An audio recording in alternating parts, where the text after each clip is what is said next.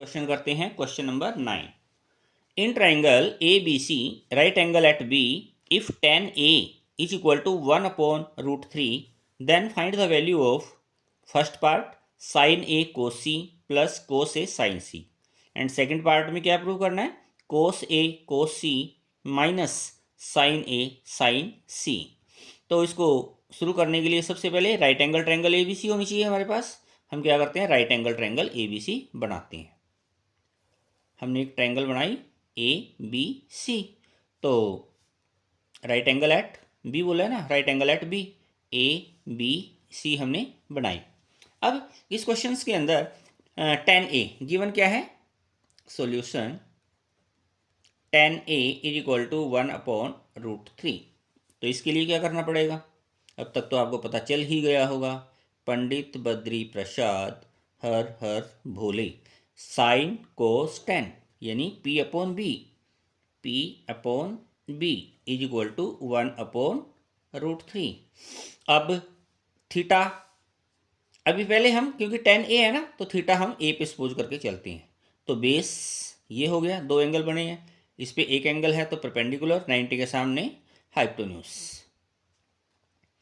अब बेस कितना है √3, परपेंडिकुलर कितना है 1, हाइपोटेन्यूज फाइंड करना है। तो by using Pythagoras theorem in triangle A B C by using Pythagoras theorem h का square is equal to B square plus P square. h mean hypotenuse, b मतलब base और p मतलब perpendicular. h मतलब ac का square, b base यानी ab का square और p perpendicular bc का स्क्वायर। ab कितना है, ab है हमारे पास √3 प्लस bc 1, √3 का स्क्वायर 3 प्लस 1 का square 1 is equal to 4, ac का square is equal to 4, ac का square is equal to plus minus 2 का स्क्वायर। स्क्वायर रूट से स्क्वायर रूट आएंगे हम, क्योंकि नेगेटिव वैल्यू इग्नोर करेंगे, ac की वैल्यू 2 लेंगे हम। ac कितना आया हमारे पास 2। अब ac हमारे पास 2 आ गया, थीटा हमारा a पर है। अभी हम ये पॉइंट निकाल के रखते हैं पहले, जो a में हमें चाहिए क्या क्या वैल्यू चाहिए, साइन ए की वैल्यू चाहिए, कोस ए की वैल्यू चाहिए, कोस ए आ गया साइन ए आ गया। तो हम सबसे पहले साइन ए की वैल्यू निकालते हैं और कोस ए की वैल्यू निकालते हैं। साइन ए क्या होगा P/H यानी कि perpendicular upon hypotenuse, perpendicular 1 hypotenuse 2। कोस ए की वैल्यू B/H, B मतलब बेस क्या है √3, h हाइपोटेन्यूज 2। ये आ गई कोस ए और साइन ए की वैल्यू। अभी हमें क्या चाहिए, अभी हमें चाहिए कोस सी की वैल्यू और साइन सी की वैल्यू। तो इसके लिए क्या होगा, थीटा कहाँ पे होना चाहिए हमारा सी पर। इसी डायग्राम को मैं एक बार दोबारा बना लेता हूँ आपकी हेल्प के लिए। वैसे तो अगर मैं चाहूँ उसी पे दिखा सकता हूँ, लेकिन आप उसमें कन्फ्यूज हो जाएंगे, इसलिए मैं अलग ही बना देता हूँ आपके लिए। तो अगर थीटा हमारा सी पॉइंट पर हो तो बेस क्या होगा, जिस लाइन के ऊपर दो एंगल होते हैं तो बेस ये हो जाएगा ना। इस क्वेश्चन में तो बेस ये था ए बी, लेकिन यहाँ पे चेंज हो गया, बेस परपेंडिकुलर जिसके ऊपर एक एंगल बना हो 90 वाला, और इसके सामने हाइपोटेन्यूज तो सेम रहता है। अब लेंथ तो चेंज नहीं होगी ना, लेंथ तो हमारी वही रहेगी ना, ए बी की लेंथ हाइपोटेन्यूज 2 का 2 रहेगा और बी सी ये 1 रहेगा, जो लेंथ थी बी सी की 1 और ए बी की √3 लेंथ सेम है, लेकिन अब बेस और परपेंडिकुलर चेंज हो गए हमारे पास।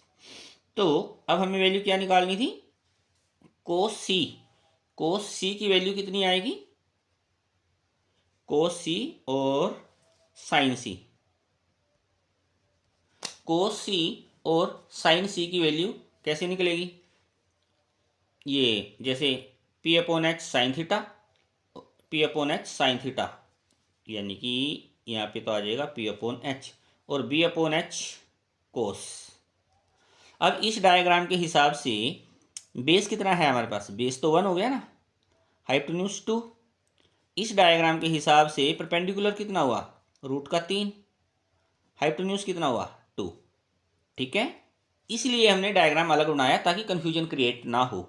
तो अब हमें सारी वैल्यूज पता लग गई हैं। तो अब हम सोल्व करेंगे फर्स्ट पार्ट, क्योंकि अभी तक तो हमने तैयारी की है क्वेश्चन को सोल्व करने की। एक्चुअल क्वेश्चन तो सोल्व अभी होगा। पार्ट वन में क्या वैल्यू फाइंड आउट करनी है, साइन ए कोस सी प्लस कोस ए साइन सी की वैल्यू। तो साइन ए की वैल्यू ये है हमारे पास 1/2। अब हम डायरेक्ट वैल्यू पुट करेंगे 1/2 इंटू कोस सी की वैल्यू ये रही है हमारे पास 1/2 प्लस कोस ए की वैल्यू √3/2 इंटू साइन सी की वैल्यू ये है यहाँ से √3/2।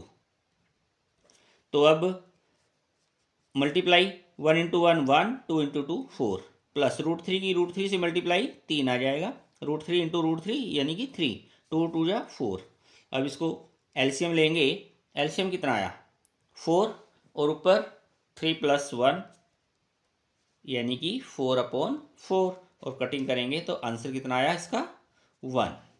ये हो गया हमारा पार्ट फर्स्ट। अब हम करेंगे सेकंड पार्ट, यहीं पे आ जाएगा, यहीं पे कर देंगे हम सेकंड पार्ट को। कोस ए कोस सी माइनस साइन ए साइन सी। तो कोस ए की वैल्यू √3/2 इंटू कोस सी 1/2 माइनस साइन ए 1/2 और कोस साइन सी √3/2।